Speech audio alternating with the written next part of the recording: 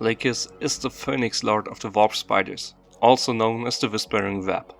So rarely seen on the battlefield is she that Imperial scholars thought her legend, and even the Eldari thought her lost. Recently though, she takes a more active role, helping out her kin wherever she is most needed. She embodies Kane's willingness to risk all to defeat the foe. Where most fear the warp, she braves it with regularity and precision. She travels far and wide, appearing swiftly and unbidden, protecting the living and sowing murderous bloodshed amongst her enemies. Lhykhis is the 6th Eldari character in game.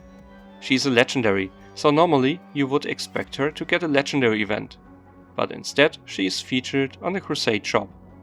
Somewhat fittingly, as her capability to move to the warp links her with the vastness of space and needing the warp to go from planet to planet.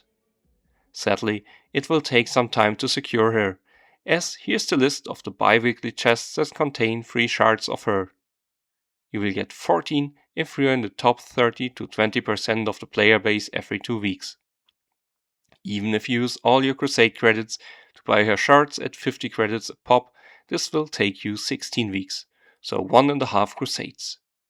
We of course don't know the reward structure of the domination phase and the crescendo yet, so it might also be earlier, and your success in Crusades could speed things along. The nice thing is that everyone gets her passively, which might help you with the Saim-Hann campaign, as at only 3 normal characters you will probably not have all the legendary Eldari to bolster your forces with. Looking at the model, I do like jumping spiders, but on an Eldari those are just a few arms too many for me. Well, it is 8 legs after all, 2 additional ones with spikes and 2 with pistols. Her helmet has multiple pairs of flashing eyes and her helm even has mandibles. The left arm looks a bit like striking a Power Ranger pose to me, and the back carapace being red. Is she also Ladybug? Okay, it's the official paint scheme.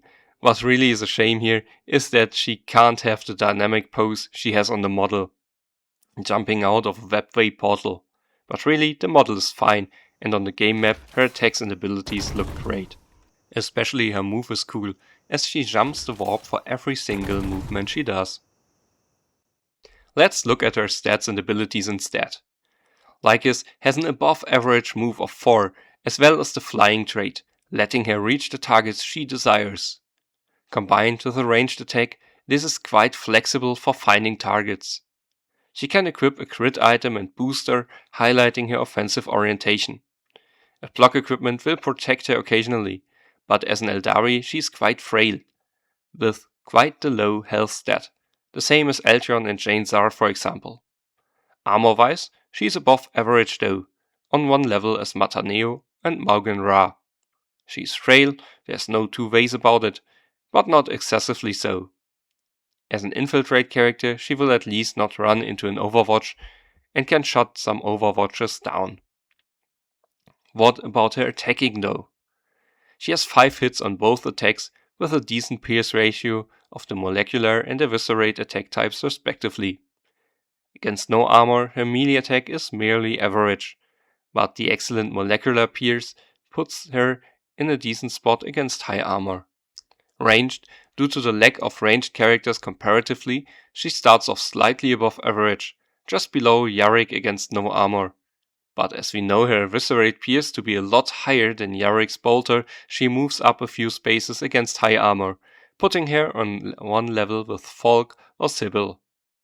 Now, let's better look at her passive, as this has the power to make multi-hit viable again.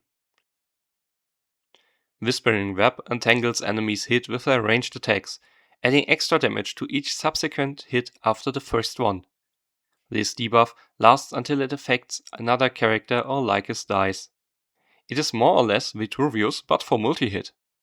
For low hit attacks, the buff might be weaker than Eltrion's, but at 5 hits roughly breaks even to surpass Eltrion from hit 6 on. Additionally, she herself as an Eldari will profit a lot from Eltrion herself, so pairing the two could work out great. Adding a buff on top that is also not position dependent is a nice extra buff too.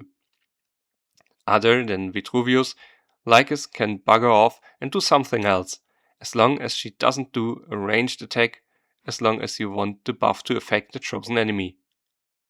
Her active is such a melee attack, not breaking the net about the enemy hit with the ranged attack.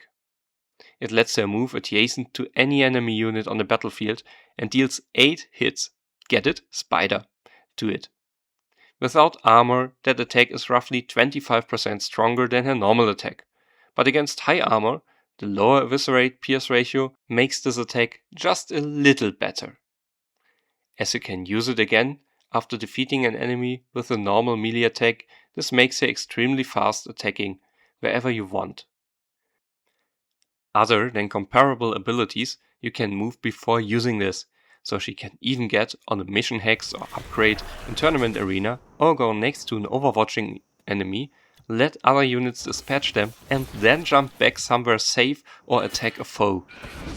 Friendly Eldari as well as friendly characters that have moved 4 or more hexes will also get an extra crit chance and crit damage. This ability is similar to Ragnar's, whose Warhowl adds 75% more of a crit chance, and here we only get crit damage, which is also only on an extra Elgion buff level for crits.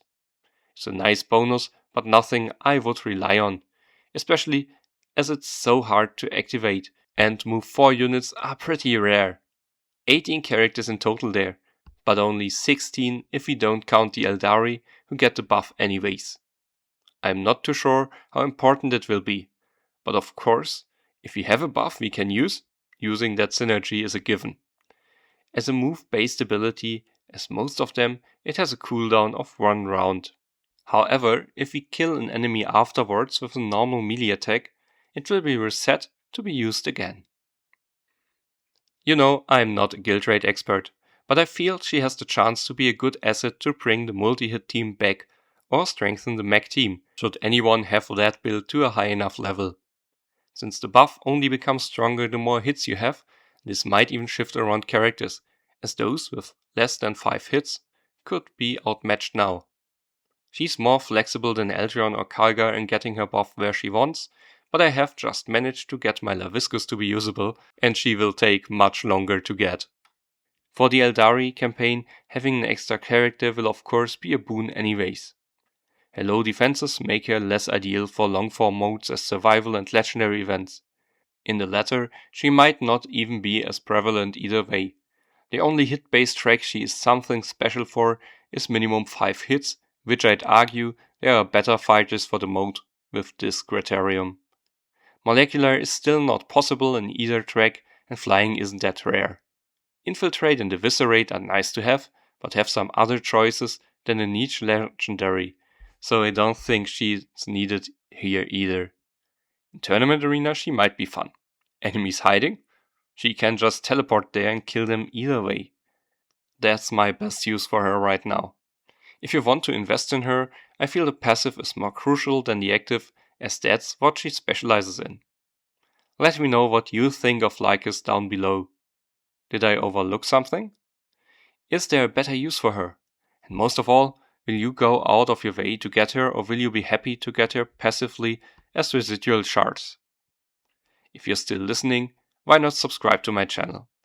That would really help me out, and every 1000 subscribers we get a celebration code from Snowprint for the occasion. Now with 15 shards after we've crossed the 5000 subscribers. You can also support me by using my referral code BAD60DO for 100 Blackstone for you and various rewards in game for me. Thank you for considering, and on with the Mythic content. Lhykhis currently has no relic she can use, so let's immediately look at the Mythic missions.